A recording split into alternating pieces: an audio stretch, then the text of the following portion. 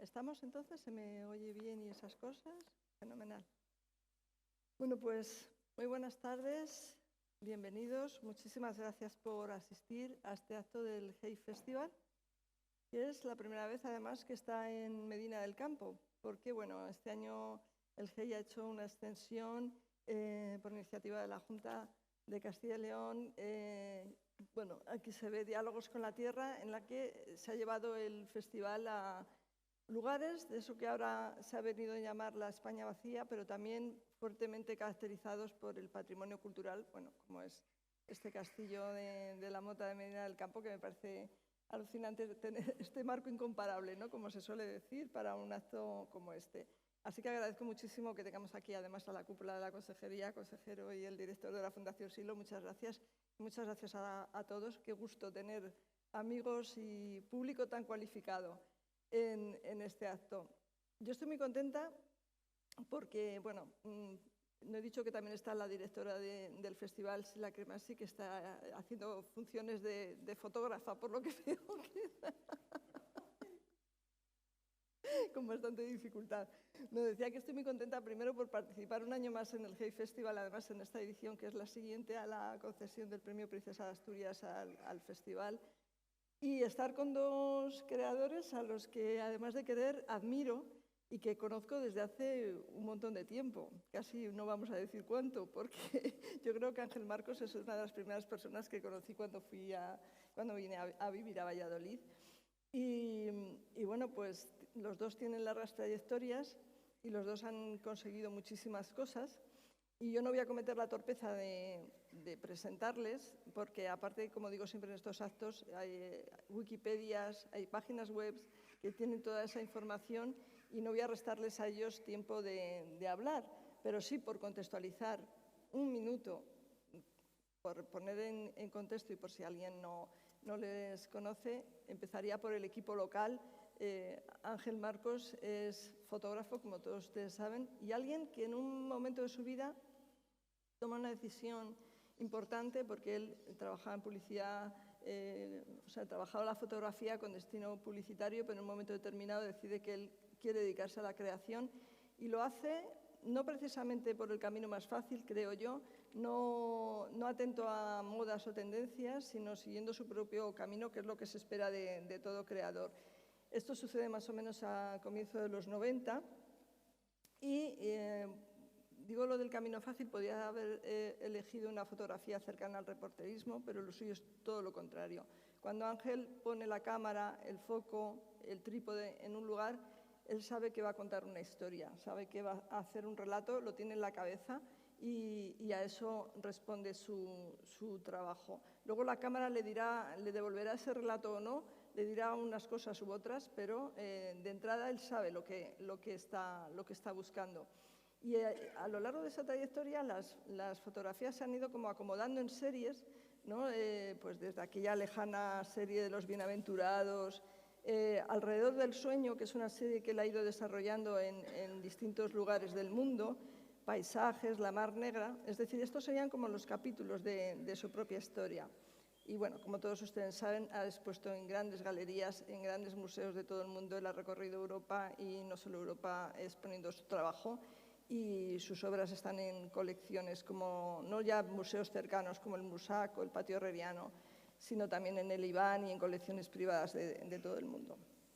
Y bueno, y aquí a mi derecha, Gonzalo Calcedo, que también es alguien a quien admiro mucho, porque también en un momento determinado yo creo que toma la decisión de dedicarse a una parte de la narrativa no precisamente la más fácil, que es la narrativa breve. Además, en un país y en un momento en el que la narrativa breve era como la hermana pobre de la novela, cuando para mí me parece que es, yo diría que incluso más, para mí es más importante o me gusta más personalmente, pero bueno, tiene esa parte de esencia, ¿no? como la poesía. Y salvo yo creo que en dos ocasiones, que creo que ha escrito dos novelas, decididamente él apostaba por un género considerado menor y él también ha conseguido ahí todos los grandes premios del género, como el NH, el Tiflos. Él ha sido finalista del Premio Iberoamericano de Cuentos Gabriel García Márquez, Es decir, tiene decenas de libros y decenas de reconocimientos. Y bien, ustedes pueden pensar, ¿y qué haces ahí con dos artistas que en principio no tienen nada que ver entre sí? Que yo creo que no se conocían ni siquiera personalmente, que han hecho sus trayectorias por separado y que, pues porque tengo la firme convicción, y quiero convencerles a ustedes esta tarde de ello, de que son dos personas cuyas obras tienen puntos en común, puntos tangenciales, y por eso hemos titulado este acto Diversas maneras de narrar, ¿no? Porque yo creo que cada uno con la fotografía y otro con la palabra, nos están contando cosas que nos importan mucho hoy en día. Y la única cosa que les dije que les iba a preguntar en primer lugar, y lo otro ya veremos, es, dado que los dos tienen tras de sí ya una larga trayectoria, quiero saber cómo la contemplan desde en este punto de la vida, ¿no? ¿Cómo veis lo conseguido? Si pensabais que ibais a llegar a este punto, y cómo veis el resto. Damos la palabra por campo. Buenas tardes. Esto de jugar en casa, la verdad es que tiene sus ventajas, ¿no? Pero bueno, esperemos que luego le fuera no valgando, hombre. Encantado de estar con ustedes, encantado de estar con vosotros dos. A ti te conozco, como hemos dicho, hace mucho, nuestra admiración es mutua, y a ti conocía algo de tu trabajo, pero no te conocía personalmente bien. Consejero, gracias por estar aquí. Espero que entre todos seamos capaces de subir un poco el conocimiento y que crecer un poquito en este difícil devenir de la cultura.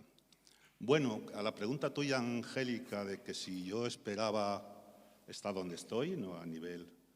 La verdad es que para mí es difícil establecer un criterio en ese sentido, porque yo ahí exactamente no sé muy bien dónde estoy.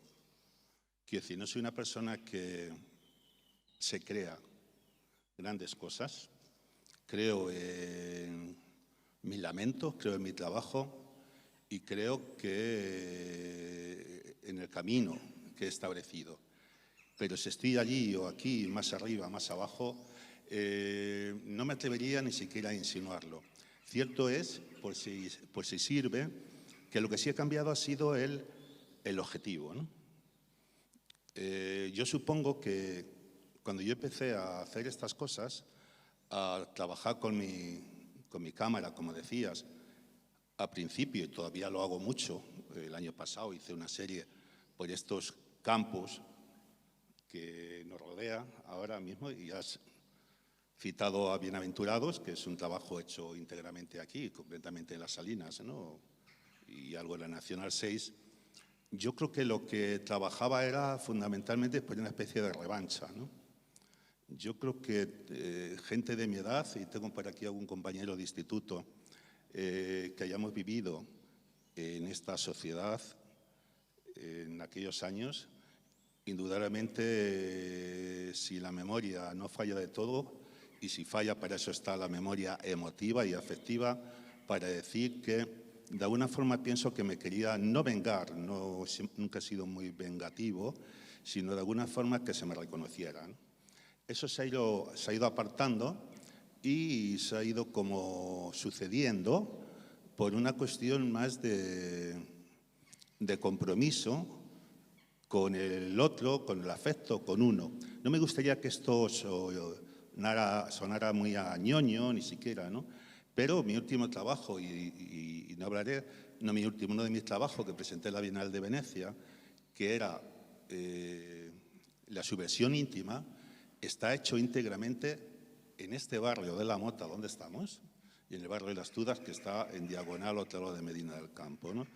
Con lo cual pasé, como te decía, de esta especie de revancha a esta especie de reconocimiento afectivo en el otro. Y eso lo que sí me está propiciando ser como bastante más libres, y espero que por esa especie de afectividad no se me quite la fuerza. Es algo que vigilo constantemente. Muy bien. Gonzalo, y no me refería tanto al decir dónde habéis llegado en el tema de reconocimientos, que eso está claro, sino también un poco cómo os sentís con respecto a vuestra propia obra, ¿no? Hola a todos, muchas gracias por vuestra compañía y a vosotros también. Yo tengo que reconocer que la fe en el cuento en algunos momentos se ha resquebrajado, no precisamente coincidiendo con las épocas en las que intentaba escribir novelas, sino en ese día a día. Yo creo que escribir es un oficio.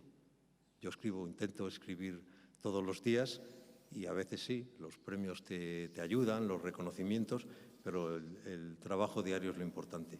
Yo, haciendo balance, encuentro, lo he estado pensando, dos momentos importantes. Uno, que es muy hermoso, que es el momento del primer libro, que yo creo que es un momento irrecuperable. Llega un instante de felicidad absoluto. Me recuerdo visitando las librerías de la ciudad en la que vivía entonces, Santander, buscando el libro por los escaparates. Y luego otro momento que es el contrario, que es el descubrimiento, unos cuantos libros después, de que la literatura no basta con los libros, de que hay un trasfondo, hay presiones de colegas, otros escritores, la importancia de la publicidad y el sentirme alguna vez, por primera vez, cuestionado o agredido, cuando empezaba todo este mundo de los blogs, al margen de la crítica, vamos a decir, profesional. Yo me sentí mal en algún momento determinado, no voy a entrar en detalles, pero son dos momentos, uno de alegría y otro de amargura, que me acompañan siempre. No sé si te he entendido bien este momento de amargura. El momento de amargura fue que una coyuntura de premios, una carambola de varios premios, pues en un momento determinado hubo una serie de... yo creo que no merece la pena quizás comentarlo extensamente, una serie de intervenciones, no en la prensa, pero sí en el mundo de Internet, en la que, bueno, pues yo, gente con la que consideraba que tenía amistad o una buena relación, pues de pronto te trataban de otra forma. Entonces me descubrí que la literatura puede ser profunda como creadores cuando escribimos, pero es muy superficial en las relaciones entre nosotros. Bueno, pero sí, ese es otro es que hay una cosa que, por cierto, que no he dicho y es fallo mío en la presentación, que además tenemos a Gonzalo, que es el último premio Castilla y León de las letras, que de verdad que cuando te dieron el premio, alguien tan ajeno a los saraos, tan ajeno a la publicidad, hacerse notar en ningún sitio, y siendo, como yo lo digo de verdad, y no pasa nada porque esto lo he dicho en tantos sitios que lo puedo decir esta tarde sin sonrojarme, te considero uno de los grandes escritores españoles y, bueno, de Castilla y León porque eres de aquí, él es de Palencia, aunque vive al lado del mar. Cuando te dieron el premio, de verdad que me alegré como si me lo hubieran dado a mí, porque por una parte decía, qué bien llegar a tiempo, ¿no?, en alguien que está haciendo su obra, que está en transcurso, que se le reconoce en un momento de madurez de la obra. Y de alguna manera también veía reconocidos a, digamos, los escritores de narrativa breve, que eso es en mí una machaconería, porque me parece que, así como en Hispanoamérica están reconocidísimos los autores de relatos, aquí pues todavía no. Pero estamos en ello, porque además hay buenas editoriales, como por ejemplo Menos Cuarto, que la citamos, que también es de aquí, que están, de alguna manera han hecho una labor también de difusión de la narrativa breve, y hay otras a nivel nacional también muy importante. Y me encanta porque además tenemos este coro maravilloso que se suma a la fiesta y que está genial. Una cosa que yo creo que os une a los dos a la hora de encarar el trabajo es la independencia, la radical independencia, que eso se paga, Gonzalo, estabas diciendo eso, pero eso de alguna manera se paga. Por ejemplo, yo recuerdo una entrevista que le hice a Ángel hace ya bastante y me decía, porque esa serie de Los Bienaventurados, que es la primera en la que yo le conocí, era una serie muy dura. Eran unas imágenes que no era precisamente condescendiente con el público. Se podía haber empezado por algo un poco más fácil, pero digamos que entraste por fuertecito.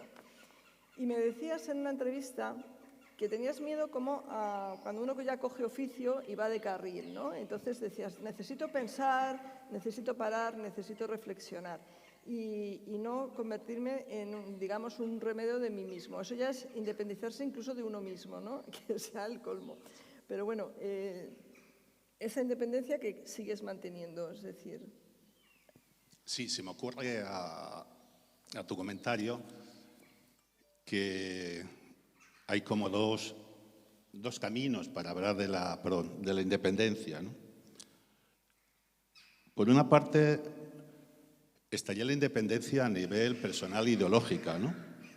Que me parece importante.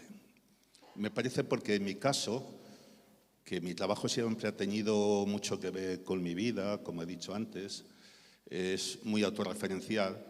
Esta independencia de no pertenecer, muchas veces porque no te queda más remedio, ¿no? Por ejemplo, en el mundo de la cultura, en el mundo del arte, en el que he intentado estar en Castilla y León, pues siempre ha sido un hándicap, ¿no? Eso está claro. Luego, estar en España ahora mismo es otro, y así, o sea, España a nivel de arte pinta lo que pinta en el mundo, pero encima nos adelantan todos los países que de alguna forma se le ayuda más, como son muchos de África, que de vez en cuando se ponen de moda y todo esto, ¿no? Y si España estamos entre los 14 primeros del mundo, dijéramos como potencia, pues el arte no está entre los 14, ni mucho menos, está bastante más atrás, ¿no? Y luego Castilla y León, hubo un tiempo que que era más fácil estar, no sé, con Nueva York conectado que desde Valladolid a Madrid, ¿no? Algo se ha mejorado y tendremos que mejorar mucho, pero si ibas a los encuentros de Arles o alguna bienal te dabas cuenta que yo siempre iba solo. O sea, mientras los demás habían cranes, que supongo que de literatura tú también lo habrás notado, el clan de fotógrafos, por ejemplo, de Cataluña, que era fuerte, de la Escuela de Madrid, desde aquí siempre iba solo. Entonces, independencia, que en un momento me importó, luego me he dado cuenta que lo único, para lo que sirve mucho es para tener bastantes enemigos, porque a no ser de nadie casi nunca te permiten. Pero me ha dado mucha gran independencia, sobre todo creativa, ¿no? Y por otra parte está la independencia puramente creativa. Supongo que tiene más que con la línea de decisión, con la línea de rigor. Eso ya corresponde a tener buenos amigos en quien de vez en cuando te peguen toques. Y yo creo que pasar mucho tiempo solo, mirando la obra, mirando lo que haces y no dejarte caer en lo fácil. En una sociedad del arte tan mercantilizada, donde la venta es posiblemente el primer elemento de valor del arte ahora mismo, y no lo digo alegrándome precisamente, lógicamente es fácil caer en esta especie de conclusiones prácticas, ¿no? Es decir, pues hacer un arte más asequible. Si se han vendido estas piezas, voy a seguir por esa línea. Lógicamente, es más fácil. Yo intento siempre, y no digo que lo logre, mantener una línea de coherencia, y eso que lleva, pues muchos llantos, ¿no? Por lo menos llantos metafóricos, ¿no? Bueno, cuando te da la depre, pues con la depre se cura, ¿no? Y ahí estamos. Y tú, Gonzalo, me acuerdo que en una entrevista, también primeriza, de hace bastante tiempo, me decías, a propósito de por qué no escribías novela y te decidías por el tema del cuento, me decías, es que estoy muy feliz y muy libre escribiendo relatos porque ni me dan la lata el público, ni me dan la lata las editoriales, escribo lo que me da la gana y por ahí has seguido. Sí, estoy completamente de acuerdo con lo que has dicho tú. Hay por un lado, una independencia geográfica que viene de escribir en la periferia, digamos, lo que antes era escribir en provincias o crear en provincias, que eso, por un lado, te cierra los mercados, te aísla de Madrid, que es donde ocurren las cosas, Madrid, Barcelona, otros sitios, y luego hay una independencia estrictamente vinculada al género, que es el del cuento. El cuento, que podemos decir que está de moda y que no está de moda, no tiene las servidumbres de la novela. Nunca tiene esas ventas tan exageradas que obligan a que escribas de un modo determinado, o se llevan están de moda este año las novelas históricas y demás. Entonces, pues yo lo hago porque me siento muy libre. También por otros motivos quizás que tengan que ver con cómo empecé a escribir cuentos, esa Yo empecé de muy crío, con 12, 13 años, entonces con esa edad uno pues tiene la necesidad de terminar las cosas rápido, entonces los cuentos los descubrí así. Las lecturas vinieron después.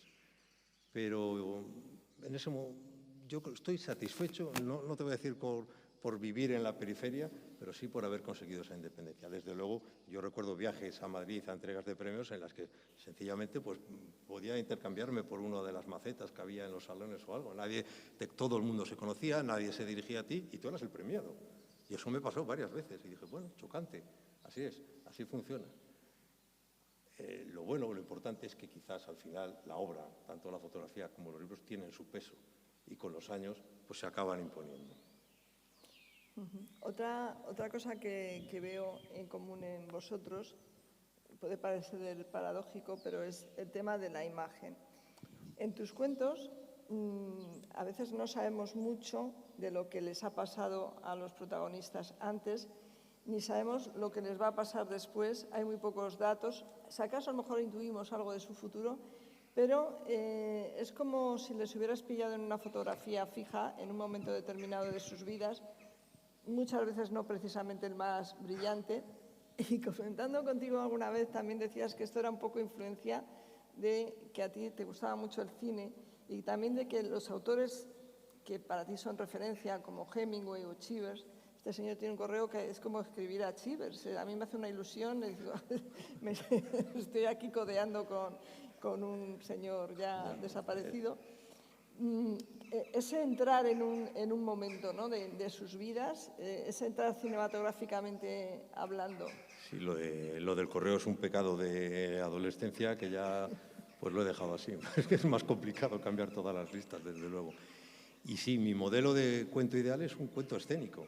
Es como una fotografía. Sorprendes a alguien o a un grupo de personas, muy pequeño normalmente, en un momento determinado y sin que haya un principio y un final, cuentas lo que ocurre en ese momento, dejando espacio para que el lector recree la parte anterior y busque un final. Siempre hay una pequeña epifanía un poco disimulada que te da a entender que probablemente, como dices tú, pues el futuro no sea demasiado halagüeño. El problema de ese tipo de cuentos es que son cortos y formar un libro con ellos es complicado. Y por eso, por ejemplo, en mis últimos libros, pues a lo mejor los cuentos son más largos, tienen otro desarrollo, temporalmente abarcan más espacio. Pero desde luego la influencia del cine y de la fotografía es determinante. Es un poco la tradición, como has citado a Hemingway, como podía ser Tobias Wall, Richard Ford y muchísimos autores norteamericanos, Carver, que son autores muy frontales, que es que plantan dos personas, tres, una pareja en una situación. Y yo cuando leía esos cuentos tan maravillosos de 5 o 6 páginas me preguntaba, bueno, ¿por qué hay que escribir 300 páginas si puedes contar casi una vida o algo muy importante en pocas páginas? Y de alguna manera se cuenta, porque yo sí, estaba leyendo... Yo recuerdo, empecé leyendo cuentos de los autores que estaban de moda, Borges, Cortázar, los autores sudamericanos. Yo enseguida me deslicé hacia el lado de Cortázar porque toda la parte del realismo más mágico, toda esa fantasía no me acababa de convencer. Pero en un momento determinado, durante el servicio militar, pues no me acuerdo si fue hablando con algún profesor que había allí, un colega, otro soldado, y nos intercambiábamos muchos libros. Y yo había leído las novelas de Hemingway, pero no la narrativa breve. Y leí un cuento que es muy famoso, lo habrá leído todo el mundo, que se llama Los asesinos, o cuentos como El gato bajo la lluvia, o Elefantes como colines blancos, que son cuentos secuenciales, absolutamente, son como fotografías, y me influyeron mucho. Y después, en un momento dado, recuerdo que compré una edición de Bruguera de unos cuentos reunidos de John Cheever. Había visto la película del nadador, pero al leerme el cuento, que en realidad es un cuento largo, pero son 20 páginas, pero es que es una vida entera. Me pareció maravilloso. Me dediqué a imitar a Cheever y a Hemingway durante un tiempo, hasta que poco a poco vas encontrando tu voz. Pero yo no puedo negar mis influencias en absoluto. Y por tu parte lo mismo, en tus fotografías hay relatos, hay historias. Has hablado de esa serie de la Bienal de Venecia, que yo creo que tiene que ver también, o en parte, con la que vi en el Museo de Gijón, en el Museo Barjola de Gijón, que estaba hecha aquí en Medina del Campo, que son fotografías de interiores de casas. No hay gente, porque En los libros en los cuentos de Gonzalo hay gente, pero en las fotografías de Ángel normalmente no hay mucha gente. Y sin embargo, esos espacios que eran interiores y interiores vacíos, había tanta historia dentro, había verdaderas historias que además tenían que ver con nosotros, con nuestros padres, con las generaciones anteriores, con, digamos, nuestro entorno. O sea, que de alguna manera, yo no sé si tú esto lo tienes muy presente, pero hay un relato en tus fotografías. Creo que ellos están de acuerdo, además, en eso también. Sí, ya veo que nos están dando la razón, ¿no? Pero, a ver, porque en lo que habéis dicho se abre no caminos, sino autopistas, ¿no? Para poder estar disertando, y además en diferentes direcciones, ¿no? Y concretamente en el mundo de la fotografía, que a pesar de su corta vida, sí que ha habido bastante, dijéramos, corriente de reflexión, e incluso con la literatura, ¿no? Y con su relación, ¿no? Y voy al tema. Me interesaba en tus cuentos, por ejemplo, ¿no? Yo creo que la fotografía tiene, para mí, lo que ha sido ventaja también ha sido inconveniente, ¿no? Que es el sentido de realidad, ¿no? Que es verosímil. Esto es como una especie que lleva siempre ahí una chaqueta de fuerza, que es huella, también es una especie de camisa de fuerza. Y yo diría otra tercera, si no sale de aquí, que es el amparo que siempre se ha buscado de lo anecdótico, ¿no? Y de la ocurrencia. Por suerte yo creo que esto se está de alguna forma liberando, y llego entonces a la conclusión de algunos de tus cuentos, ¿no? Donde hablas de cosas normales, perdóname, normales sin carácter peyorativo, ¿no? Estas cosas normales que suceden ahora, que suceden en la Avenida de Lexington o en la madurez de las nubes, estas cuestiones, de alguna forma considero que posiblemente dentro de 100 años serán ocurrencia para quien lo lea, igual que la fotografía, ¿no? Entonces me apetece mucho decir que la fotografía, mucha contemporánea, incluso muchas de series que estoy realizando ahora, tiene que ver esta historia de oír de una forma casi neurótica de lo anecdótico, de la ocurrencia para la publicidad, la ocurrencia para contar chistes, ¿no? Pero pienso que trabajos serios de creación, sobre todo ahora, pienso, no es de obligado cumplimiento, tiene que dejarse querer más del rigor, de la coherencia, del contexto. Tú tienes una ventaja, tienes la ventaja que duele más la mano de escribir, y lo mío es más inmediato, todo no va a ser ventajas, ¿no? Pero que se te permite la narración, ¿no? Aunque el cuento sea una narrativa más breve, ¿no? Yo, si quiero estar más presente en la cultura de la contemporaneidad, ya casi no puedo hablar ni de metáfora, ¿no? Tengo que hablar más de contexto, de archivo, de todas estas cuestiones. Y ahí me estoy peleando, ¿no? Pero que decirte que me interesa esta relación con la realidad, esta cuestión. Y yéndome ya más concreto y terminando esta reflexión, cuando yo trabajo en este barrio, en el barrio de Las Tudas, para la Bienal de Venecia, indudablemente hago una catedral de reconocer al otro. Tiene más que ver con los vecinos, que el otro día leía, por cierto, no sé dónde, que quieren que sea patrimonio inmaterial el hecho, que lo ha presentado un pueblo, no sé, de Andalucía, de que los vecinos estén en la puerta hablando, ha sido una noticia de primer nivel. Pues yo, sencillamente, cogiendo esta idea, lo que hago es fotografiar la casa de un pueblo que, como os comentaba, de un barrio, perdón, está suficientemente aislado del todo, que sería Medina del Campo, por la vía y por el río, ¿no?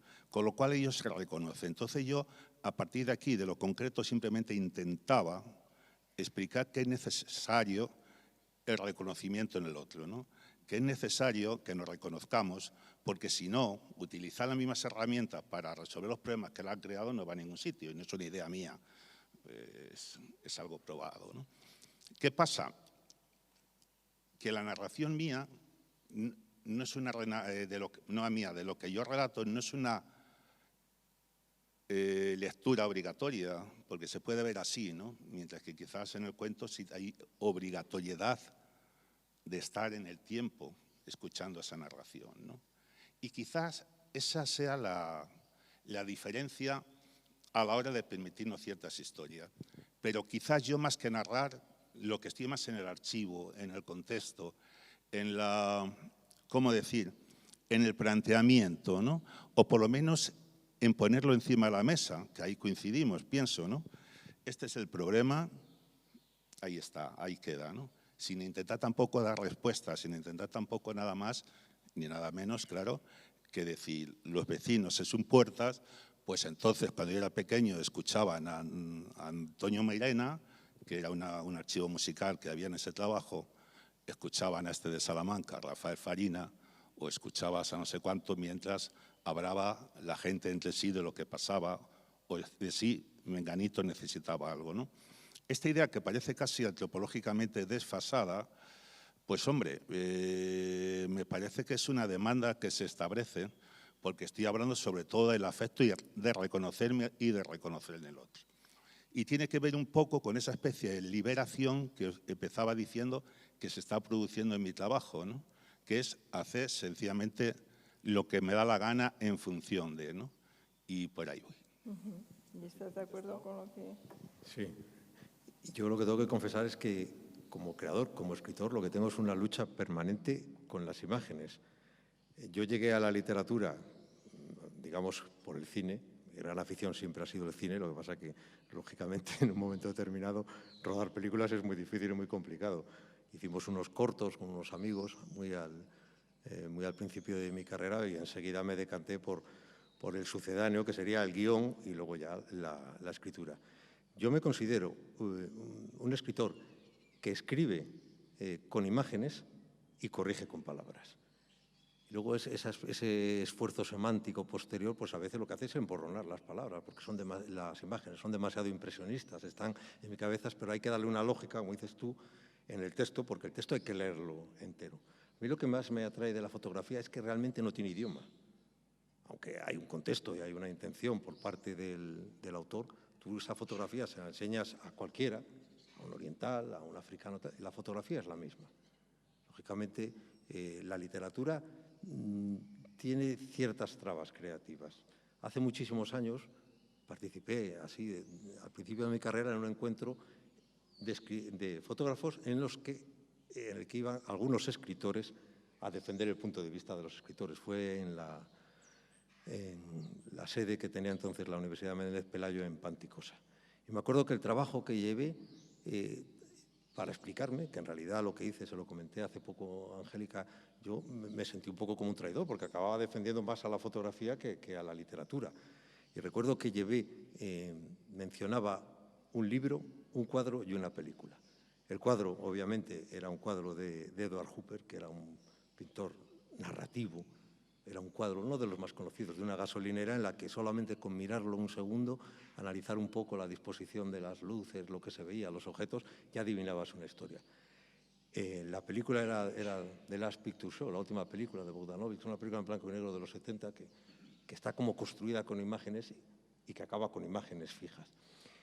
Y el cuento era un cuento de un autor americano que está muy poco traducido, William Gass, que se llamaba El corazón en el corazón del país, y es el que da título al libro, y está construido como con fotografías contadas en textos de 5 o 6 líneas, son como pies de páginas. En realidad es como una fotografía con un pie de página un poco más extenso. Siempre me fascinó al leerlo expresiones, me acuerdo que hablaba de, ahora que están aquí los pájaros, hablaba del tendido eléctrico y decía los gorriones posados como puños en los árboles. Entonces generaba imágenes de una forma continua. Siempre me fascinó ese cuento.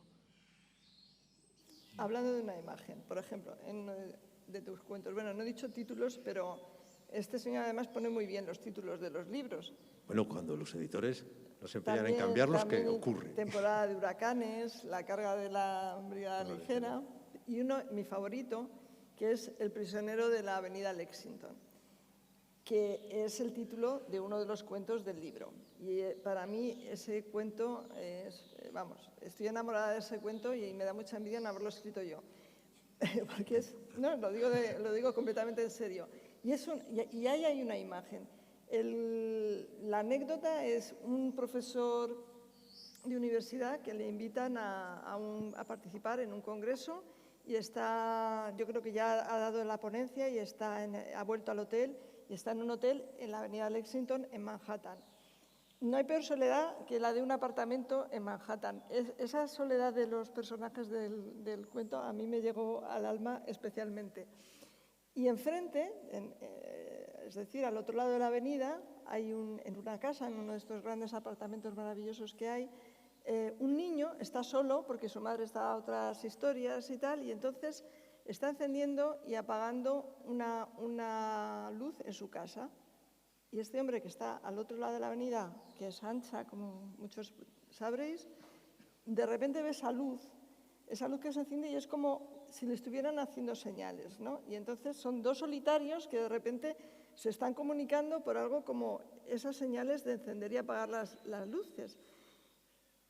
Si ahí no hay una imagen, yo veo perfectamente la avenida, veo a través de la ventana, veo encenderse y apagarse esa luz y siento esa soledad. Para mí son como dos náufragos, cada uno en su isla desierta, que de repente han encontrado pues, una vía de comunicación. A mí me parece eso, contado en unas pocas páginas, me parece una historia sobre pues eso, la soledad de un niño y un adulto ya maduro que dice, ¿qué hago yo aquí en Manhattan con lo bien que estaría en otro lado, ¿no? Sí, lo has explicado muy bien. Además, del libro, ese cuento realmente lo empecé a escribir allí. Y aunque no lo parezca, porque ocurre en Nueva York, los personajes parecen de otro sitio, es un cuento muy personal. Si lees el libro y ves la dedicatoria, pues, más o menos decía, hacía una mención a que mi hijo encendió la luz. De hecho, es real, era una tarde en el hotel. Sí, tienes razón, algo que así. encendió la luz, Encendió la luz, razón. es cierto, y es verdad, estábamos en la habitación de hotel y estaba ahí y le decíamos, era muy pequeño, tenía... ¿Esto el culpable? Sí, el culpable, tenía 6 años y estaba todo el tiempo jugando en un hotel muy viejo, como todos los que hay en Manhattan, con unas bañeras antiguas, y estaba todo el tiempo jugando con la luz y dije, bueno, deja de hacer eso. Y en ese momento, mirando hacia la lejanía, todos aquellos bloques, todas aquellas luces, se me ocurrió esa historia. Es un cuento dividido en dos bloques. Uno primero, la madre revoltosa que abandona al hijo y el profesor solitario en el hotel, que no llegan a conocerse ni prácticamente a saber el uno del otro, y la única comunicación es la luz. Es cierto que es un cuento que ha tenido al final su peso, porque recuerdo haber leído hace poco un pequeño ensayo en Internet sobre la soledad, digamos, del hombre moderno, basada en el análisis de ese cuento, lo cual pues, me produjo una emoción peculiar y extraña. Y náufragos hay en tu obra unos cuantos también. Ya que digo la palabra náufragos, en la serie La Mar Negra, de alguna manera que trata ese tema de la inmigración y esa instalación, ¿no?, de ese banquete del primer mundo, por decirlo así, rodeado de todas esas imágenes de náufragos o de gente que busca una vida mejor. Y es de las pocas veces, yo creo, que hay realmente figuras humanas en tus imágenes, porque hay muy pocas. ¿O no? Sí, pero cuando pongo muchas a la vez. Es lo que hago. Bien. Quiero un poco recalcar la cuestión, que a lo mejor antes no me expresé bien, de que la narración, en el caso de la literatura, es necesaria en cuanto, supongo, y perdona que me meta a tu campo, en cuanto a la creación y en cuanto luego el lector se pone a ella, ¿no? Quiero decir, en una imagen, una fotografía, en un cuadro, cuando le ves ahí, el carácter narrativo yo creo que se anula, ¿no? Si no es solo a nivel de interpretación, a nivel de metodología casi de enseñanza. Por lo menos es lo que yo intento, ¿no? Dicho eso, porque me parece importante a la hora de entender también mi trabajo, ¿no? Si vamos a La Mar Negra, que es un proyecto que hago efectivamente para una exposición que hice en la Bienal de Canarias, en un castillo también, precisamente de Teguise, en Lanzarote, en la isla de Lanzarote, bueno, pues coincidió en la llegada de los cayucos, aquellas son las primeras que empiezan a llegar a Tenerife, ¿no?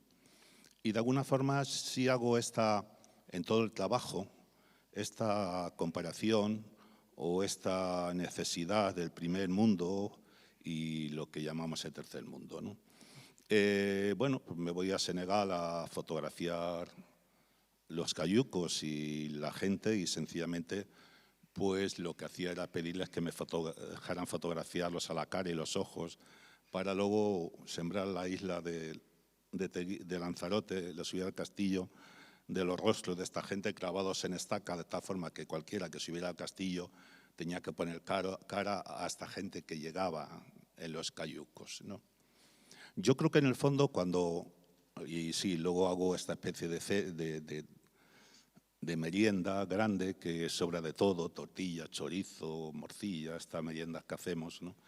Y como hay 12 o 13 caras de estas personas que están mirando, es una especie de decir que, bueno, son invitados, pero invitados, cuidado, ¿no? O sea, y como de alguna forma esto es un faro que constantemente está haciendo así como intentando también que vengan, pero con condiciones, ¿no? Mi cuestión ahí, yo creo que en ese sentido sí que intento ser honesto, ¿no? Es una relación que establezco entre, como hablaba antes, de la memoria y el planteamiento de alguna forma de relacionar afecto con toda esta gente y de decirme a mí, sobre todo, aquí está esto, ¿no? Esa es mi conclusión y lo puedo narrar. ¿Cómo lo narraría? Por hacer algo en conjunto, ¿no? Pues, mirar, en el Museo del Emigrante de Teguise, que está allí donde hice yo esta exposición, pues hay un texto de alguien que decía, una novela de los canarios que iban a Sudamérica, y hay algo que narra que dicen, más o menos, llevamos ya 21 días en la mar y nos estamos quedando sin agua y sin comida. Tenemos miedo, y tenemos miedo de esta mar negra como el alma de los marineros, ¿no? Entonces, quiero decir, esta historia de la mar negra es lo que yo cojo para establecer toda una especie de estructura alrededor que me lo pone muy bien y muy fácil, ¿no? Es el alma negra de discriminación, es el alma negra de piel, es el alma negra de escasez, ¿no? Y en ese sentido trabajé.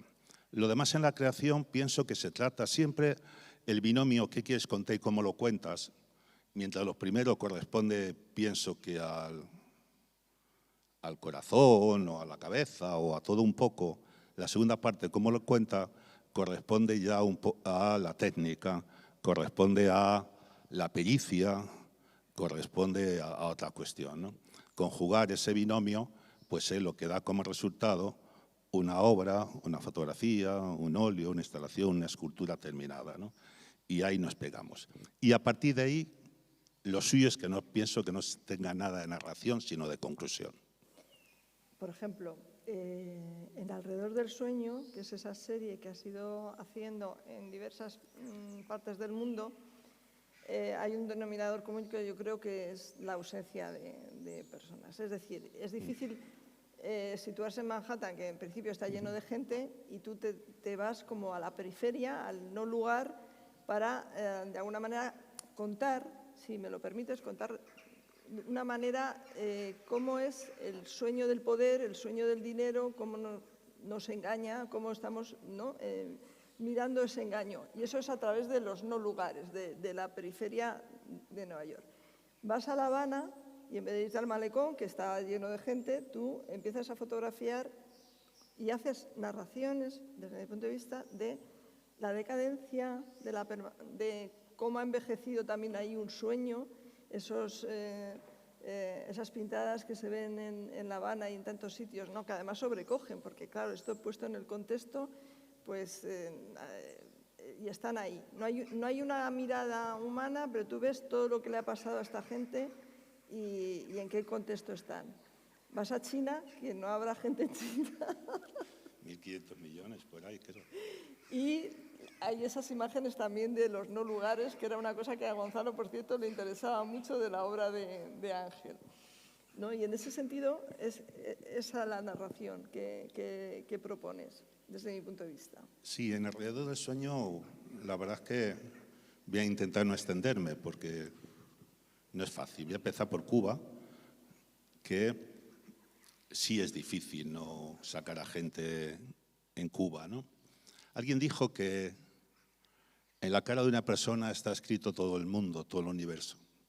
Y en ese sentido pienso que explicaría un poco por qué no es que evite las personas, sino que lo utilizo como un elemento compositivo más. ¿Por qué?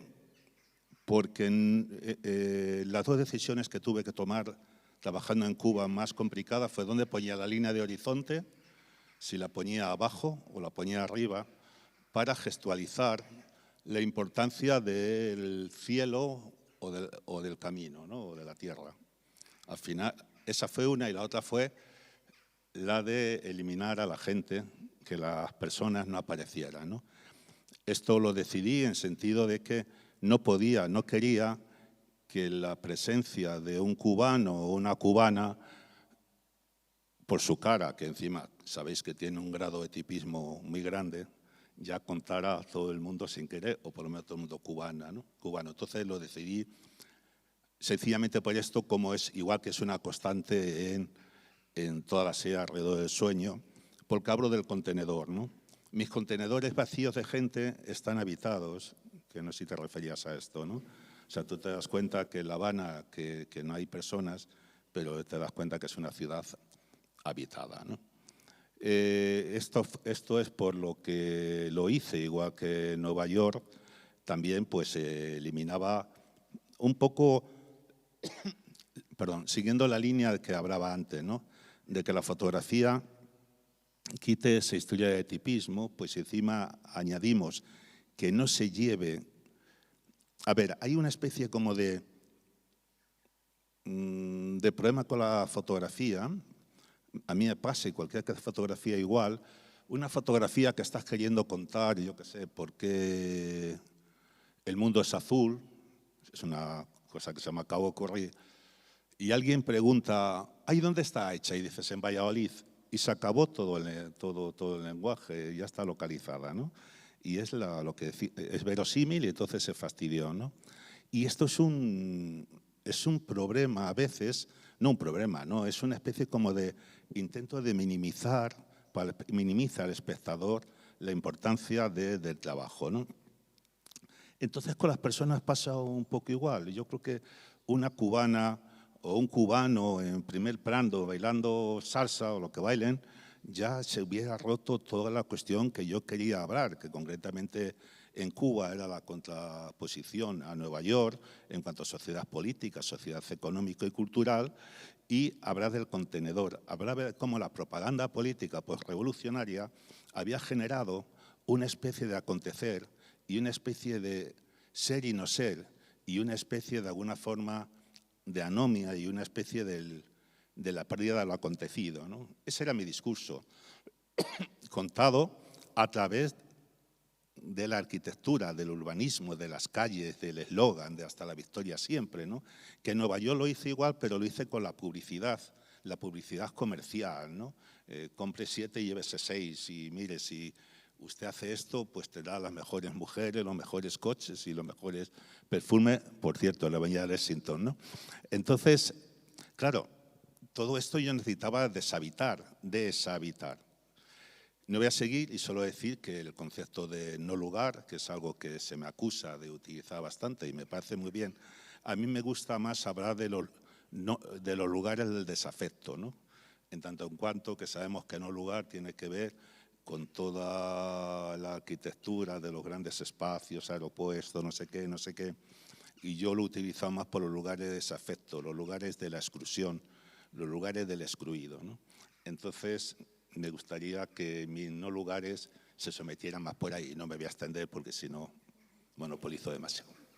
Yo creo que tú no tienes ese problema de Ángel, de luchar contra los iconos de los lugares que fotografía, porque ya están vistos. Hablábamos del prisionero de la avenida Lexington. Yo creo que en ese libro sí que está todo él localizado y se sabe que está localizado en Nueva York o en los alrededores, pero en tus cuentos yo creo que no tiene demasiada importancia la localización, porque la peripecia humana, aunque podamos reconocer más o menos en qué tipo de sociedad se está moviendo, yo creo que es más intercambiable. Sí, totalmente de acuerdo. Ese es el único libro que está anclado a un sitio con su toponimia y que lo puedes reconocer. Los demás viven de no lugares como los que mencionas, porque un chalet, una urbanización, un centro comercial, son lugares que son iguales en todos los sitios. Esos no lugares que son básicamente el paisaje de mi obra, los utilizo porque te permiten, a mí me gusta mucho narrar, describir físicamente lo que ocurre, tanto la arquitectura como el cielo, el paisaje, la climatología. Y, por ejemplo, un libro como Las inglesas, si te fijas en el primer cuento, arranca en un no lugar que en realidad lo que es un sitio que habitualmente es de una forma, un pueblo de veraneo, cuando ya no hay turistas. Lo mismo, un centro comercial, como puede ser al principio de La carga de la brigada ligera, dos críos se quedan en un centro comercial cuando lo cierran y entonces se convierte en otro sitio.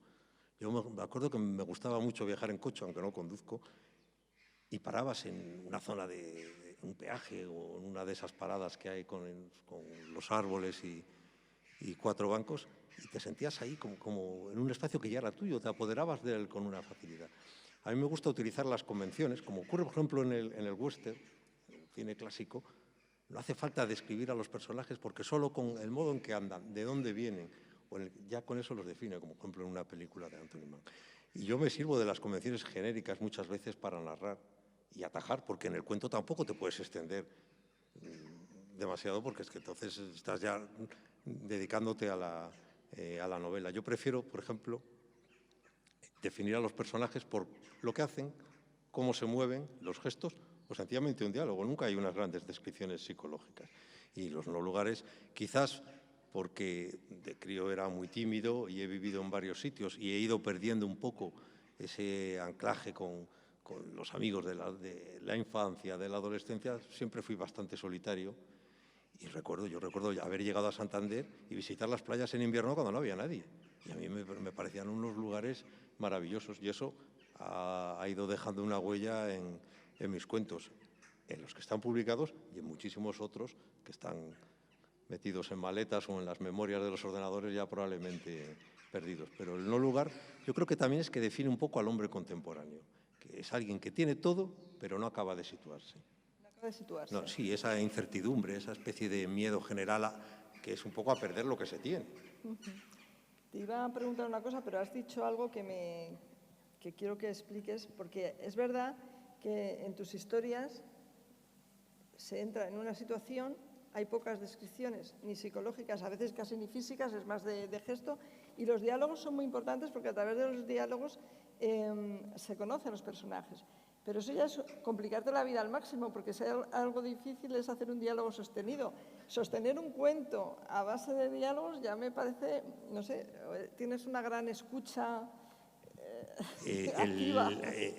Me gusta, todo es herencia del cine. El problema de ese tipo de cuentos es que requiere un lector muy atento, que suele ser el lector habituado a leer cuentos. El lector más volcado a la novela le gusta un poco que le lleven de la mano. En la novela está todo, no voy a decir más triturado, más explicado, pero el andamiaje ayuda. Y en el cuento pues dejas al lector solo. Tiene que leerse 3 páginas y al final lo que yo busco, que te he oído a ti comentarlo, es básicamente despertar una emoción de algún tipo. Puede ser diferente según el lector, porque cada vez que alguien lee un cuento pues lo está reescribiendo. Esa búsqueda de la emoción, de algo básico, es lo que me lleva a mí a escribir relatos. Es lo que me mueve en el día a día y me lleva a la escritura. Y luego has dicho al principio una cosa muy divertida, bueno, muy divertida. Dices, claro, como los cuentos son cortos es muy difícil hacer un libro. Bueno, pero además hacer un libro con tema, porque, por ejemplo, Las inglesas, que lo acabas de citar, hay un nexo común en todas las narraciones, que es la adolescencia, esa edad tan difícil. Sí, ¿no? Tan yo cuando hablo de cuentos, mis cuentos cobran sentido dentro de los libros. Los libros están muy estructurados. Es como, me gusta poner ejemplo un LP, un long play, en que hay canciones y no es una recopilación, una antología de canciones que las pones así de distintas épocas, no. Tienen su orden, su lógica y hay una conclusión general en el libro. Por ejemplo, en el caso de Las inglesas es la adolescencia, en el caso de los primeros libros era el viaje, el no sentirse anclado a ningún sitio. Pero insisto, cuando he querido decir que es difícil hacer un libro, me refería a que para hacer un libro con cuentos muy cortos te hacen falta muchos cuentos. Y el problema de juntar muchos cuentos en un libro es que por el tipo de relatos que son, tienden a desdibujarse unos con otros. Si haces un libro de 9 cuentos, 10, 12, que sería, digamos, la distancia ideal, tienen que ser cuentos de 14, 15 páginas para llegar, digamos, a una distancia editorial, que le guste al editor. Sí, yo tuve una experiencia mala con mi tercer libro, que era Apuntes del Natural, porque se lo di a la editorial con la que estaba entonces y me dijeron, sí, muy bien, eran 20 y tantos cuentos. Pero bueno, ya que son tantos personajes, ¿por qué no haces que confluyan unos con otros y que parezca una novela? Bueno, si hubiese querido escribir una novela, la habría escrito. Estaba de moda entonces aquella película de Robert Altman de historias, Shortcuts, que era una adaptación de muchos cuentos de Carver, y eran personajes que se cruzaban, ese tipo de historias en las que se mezclan los personajes. Y la verdad que hubo un desacuerdo, el principio de mis desacuerdos con aquella editorial, pero el libro está publicado entonces. ¿Tú conseguías tener problemas hasta como escritor? Sí, no he sido muy fiel a las editoriales, pero eso es cuestión del género. Bueno, se nos está acabando el tiempo. Podríamos seguir, pero llevamos una horita y entonces vamos a ir terminando mirando al futuro, ya que hemos mirado tanto para atrás. El de Gonzalo lo sé cuál es, pero el tuyo no. Así que empieza, si quieres, a jocotar. ¿En qué estás trabajando, dicho así más literalmente? ¿O cuál es tu próximo proyecto? Bueno, estoy empeñado en de alguna forma, yo estoy convencido de que la relación con las cosas no solo están cambiando a nivel de uso, sino a nivel de genes. Fíjate, decir esto así ahora cuando lo vamos ahí, ¿no? Y para eso yo creo que fijarse bastante en la gente joven, en la gente que están trabajando, ¿no? De tal forma que tenemos un campo referencial, visto, como es lógico, no puede ser de otra forma, de gente yo de mi generación y todo esto, ¿no? Con las alarmas, con las conclusiones, incluso con la creación, ¿no? Y me estoy dando cuenta que la cuestión del cambio, práctica, de todo esto, va a quedar no solo como corriente, ¿no? Que somos muy dados los de mi generación, decir, todo esto pasará, no. Esto queda ya grabado en el ADN y cuidado con lo que sucede, porque luego vamos a tener que tomar muchas pastillas para que no suceda. Entonces, para recomponernos. Entonces yo por eso me lancé hace poco, haciendo un guiño, por eso y más cosas, a la historia, y empecé un trabajo que se llama Paisaje de Resistencia, que está hecho también en nuestra provincia, fundamentalmente. Está hecho en la naturaleza. Me gusta decir que solo el 3% de esto que llamamos naturaleza ya no es naturaleza, sino es paisaje. Solo el 3% está sin ser humanizada y la naturaleza cuando se humaniza es paisaje. Con lo cual, dicho esto, podríamos seguir hablando de la industria del turismo, que también estoy trabajando en un proyecto que se llama Ciudad de Vacaciones y demás cuestiones, pero con el fin de intentar, ¿cómo decir?, que esa resistencia no sea tanto la introducción a este proyecto, que es la resistencia romántica, bélica, de cambio, casi revolucionaria, y esté intentando hablar más de la resistencia como silencio, de la resistencia como cambio de uno, como auténtica revolución, pero partiendo de lo personal y el encuentro con el todo, ¿no? Es muy difícil, lo siento, contar, es más fácil de ver, ¿no? Pero ahí me llego, ya que me has preguntado, ¿no? En esta especie de territorio del conocimiento, que yo creo que lo que nos dedicamos un poco, o más o menos intensidad a la creación, tenemos la obligación de estar permanentemente alerta, es curioso que también tendríamos, en mi caso, me siento la obligación de rememorar, como decía antes en la otra serie, de hablar de lo acontecido, de estar vigilante de los afectos, y en esto sí que voy a mi generación, y estoy fotografiando, estoy haciendo un proyecto que lo llamo El cuerpo del deseo, que me estoy recorriendo España fotografiando los cruces de carretera, y decía, los cruces alternos, ¿no? Por fuera y de día, donde se ve la tramoya de estos lugares una vez que se despojan los neones, que todo el mundo lo vemos como bonitos, ¿no? Por decirlo de una manera esquemática, ¿no? Entonces, se da lo acontecido, lo que aconteció, lo que puede acontecer una aconteción, que todos en el amor y en el afecto y en los deseos tenemos siempre tan presentes, en tanto en cuanto somos seres deseantes, pues, lógicamente, si yo soy capaz de quitarle la belleza de los neones, estoy dejando la tramoya. Pero si además nos damos cuenta que se están cerrando los garitos por cuestiones del COVID, dentro de poco supongo que por leyes, como pasa en Francia y Portugal, y porque las mujeres que practican en estos sitios se están yendo a pisos, dentro de poco corresponderá también a algo tan sencillo de lo que fue y ya no es. Y chicos, aquí la fotografía es campeona.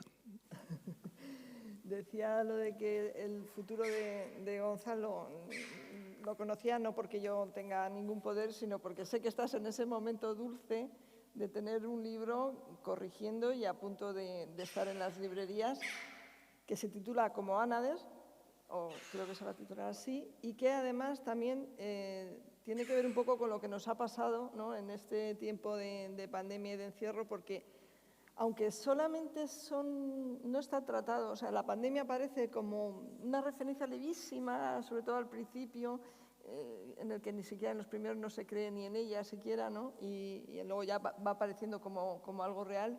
Pero bueno, háblanos un poco de eso y del título tan hermoso para mí como... Sí, es una colección de cuentos. Yo había empezado a escribir a principios del año pasado, cuando la pandemia era algo que, bueno, ocurría en China. Nos reíamos de aquella señora que se le aparecía un dron y le hablaba y no se quería ir a casa, la reñían, y todas estas historias, y pensábamos que China estaba muy lejos y que no iba a venir nunca aquí. Entonces, seguía escribiendo cuentos en los que la pandemia pues aparecía. Sí, lo dejé caer con muy poco relieve, pero luego de pronto, yo me acuerdo, estar trabajando un día y reunirnos ahí en un instituto en el que estoy con el director y decir, bueno, no sabemos si el lunes vamos a venir. Y digo, ¿pero qué está pasando? ¿Qué ocurre? No acabábamos de tomárnoslo en serio. Y ocurrió que en 2 días se cerró el país. Entonces yo, por circunstancias familiares y personales, estuve solo durante bastantes meses, los meses, digamos, duros del encierro, cuando no sabíamos nada, y continué escribiendo ese libro a lo largo de 6 meses.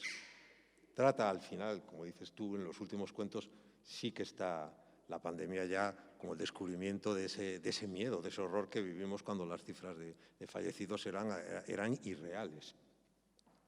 El libro termina con un cuento que es como un epílogo, que es un cierre en falso, porque es que es como ahora cuando ocurre hoy es el 20 aniversario de las Torres Gemelas. Ahora es muy fácil contarlo, pero cuando sucedió aquel momento, todos a las 3 de la tarde lo veíamos, no sabía lo que estaba pasando. Entonces yo he dejado el libro tal como es, tal como lo escribí en aquellos momentos cuando no existían ni vacunas. Pensábamos que con el verano el virus iba a acabar y que no habría segundas ni terceras olas.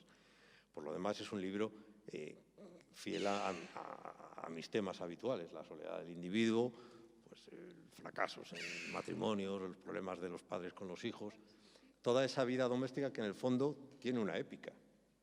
Y sí que está centrada también en no lugares. Hay un cuento en el que realmente dos personajes que se conocen casualmente cerca de un hospital, pues se crean una especie de pequeño oasis, un pequeño paraíso que en realidad no deja de ser un prado con una charca, que es un no lugar. Y el título, pues sí, es una referencia un poco bucólica al hecho de que los pájaros vuelven, las aves, y quizás todo vuelva a su cauce. Esperemos, estos no se van nunca. Algunas se quedan encantados.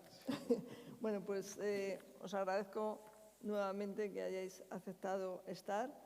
Os deseo muchísima suerte con vuestros proyectos y nada, nos vemos en el GEI o en donde sea menester que esté la cultura como debe estar. Muchísimas gracias y muchas gracias a ustedes.